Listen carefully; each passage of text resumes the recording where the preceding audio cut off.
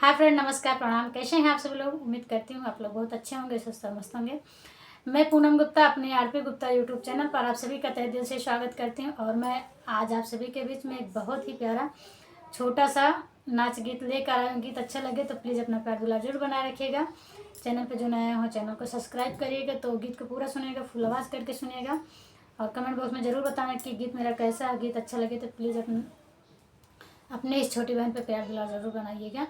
तो देर न करते हुए आइए सुनिए मेरे इस गीत को। अरे पागा पीरितिया के छोड़ देहल्यो, काहे बकरी चरावत गोरिया छोड़ देहल्यो, काहे बकरी चरावत गोरिया छोड़ देहल्यो, छोड़ देहल्यो गोरिया छोड़ देहल्यो, काहे बकरी चरावत गोरिया छोड़ देहल्यो। केहू घरा जाय के ले सदिहले, हमरे पापा जी बकरिया का बेच देहले, हमरे पापा जी बकरिया का बेच दिहले।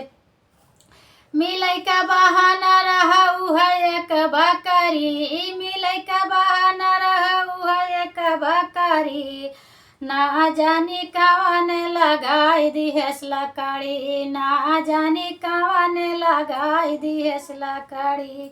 हम तब जानी हमसे मुँह मोड़ लेहल्यू, काहे बकरी चरावत गोरिया छोड़ देहल्यू, काहे बकरी चरावत गोरिया छोड़ देहल्यू। हम तब जानी मुँह मोड़ लेहल्यू, काहे बकरी चरावत गोरिया छोड़ देहल्यू, काहे बकरी चरावत गोरिया छोड़ देहल्यू।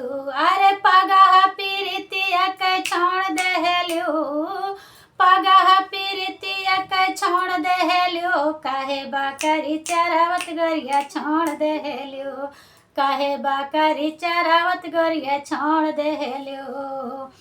अरे धीर धारा मिलै का बहुत बहाना, अरे धीर धारा मिलै का बहुत बहाना।